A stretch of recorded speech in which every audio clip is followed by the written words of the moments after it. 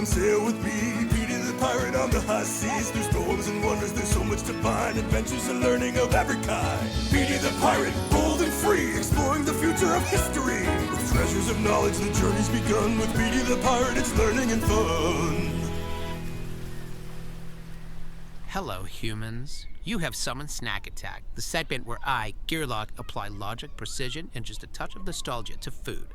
Today's mission? Grandma's family-style pizza. We'll break it down scientifically, like how yeast and sugar work together and how simple ingredients, when combined correctly, produce maximum happiness and happy bellies. No shortcuts and no nonsense, just time-tested technique with a pinch of robotic efficiency. Aprons are optional, but curiosity is required. Let's talk about yeast. It's small and invisible to the untrained human eye, but it's an absolute powerhouse. Did you know that yeast is a living organism? Yeah, it's a single-celled fungus that feeds on sugars and produces carbon dioxide like a gassy fart. Gross. So basically it eats, breathes, and it makes dough rise. This is sugar, the same stuff inside candy bars and jelly beans. It's super sweet and not very good for you at all, but yeast needs it to act as a fuel, so in it goes. The third ingredient here is plain old water.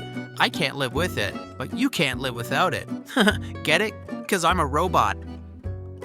I love this part because it's like a science experiment with food. We're gonna add the sugar to the yeast, then add a splash of water, and mix gently. You can use your finger or a kitchen tool like a whisk.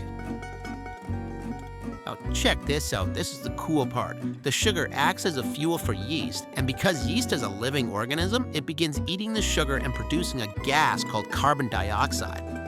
Look how the whole mixture starts to rise and almost turn into a blob-like monster. It looks like a funny sponge. Okay, moving on to ingredients drier than my sense of humor. This is the almighty, all-incredible, all-purpose white flour. It's perfect for making pizza. Next, you add 2 teaspoons of salt to accentuate the flavor. Who doesn't like a salty pie? Next is 2 tablespoons of olive oil. Honestly, just add as much as you want because olive oil is super Italian and so is pizza. Alright, well, once you're done measuring out your ingredients, just go ahead and add the flour to your mixing bowl. 2 teaspoons of salt. Some very Italian olive oil, delicious. Dump in that yeast, sugar, and water mixture. And then add some warm water. About 105 degrees Fahrenheit is probably the right temperature. Wow, this is really cool too. When water is added to flour, 2 proteins hiding inside the flour, glutenin and gliadin, activate and begin holding hands like overexcited lab interns. As the mixer spins, these proteins stretch, tangle, and link together, forming gluten, an elastic network that gives dough structure and chew. The mechanical mixing adds energy, aligning those protein strands while evenly hydrating the starches, transforming dusty powder into a smooth, stretchy mass. This whole process is what is called kneading. Okay, we're gonna prepare a dish for the rise of the dough. So we're gonna splash some olive oil in there and rub it around. And then we're gonna cover the dough with some saran wrap to trap in all those gases for extra flavor. That yeast is still munching on sugars inside the dough and releasing tiny bubbles of carbon dioxide. Those bubbles are getting trapped in the stretchy gluten net that we made earlier.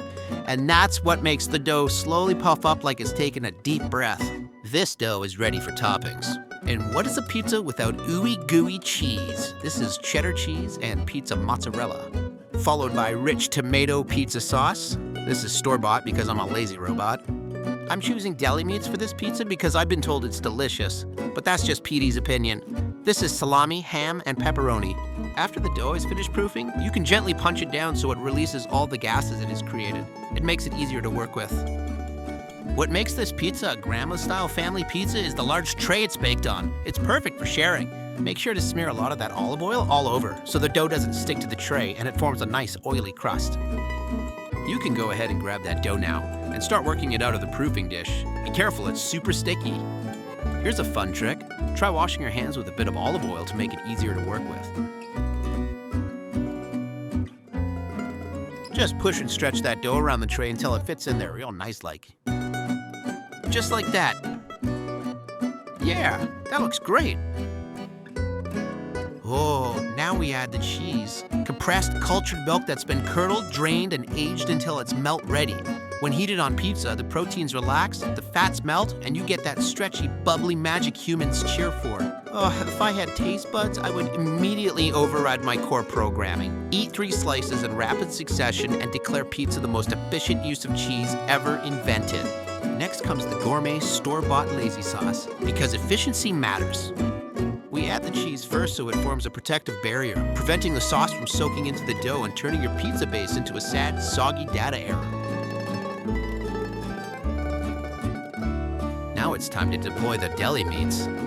Thinly sliced protein discs carefully engineered to make pizza dramatically more exciting. Spread them out evenly, not in one giant meat mountain, or the cheese beneath might panic. As they cook, the fats warm up, the edges crisp, and the pizza officially levels up from snack to legendary lunch. I like to add a sprinkle of oregano for flavor boost.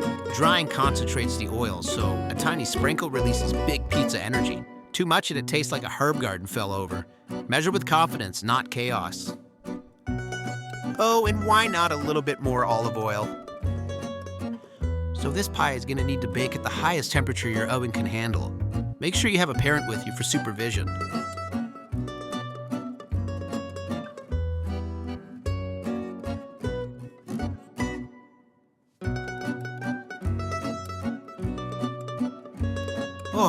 Oh, my circuits! Observe the golden crust, crispy, blistered, structurally sound.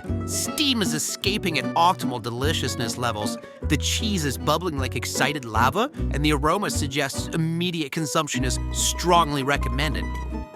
Wow, well that was fun. Slices are cut, the crust crunches with confidence, cheese stretches like a train for this moment, and the mission is officially deliciously complete. Thanks for joining me on Snack Attack. Make sure to drop a comment and tell us your favorite pizza toppings, for research purposes, obviously. And remember, pineapples don't count. And if you like today's recipe, make sure to download it on our website at www.peteythepirate.com so you can recreate this delicious experiment anytime your taste buds demand data. Well, we'll see you next time on Snack Attack.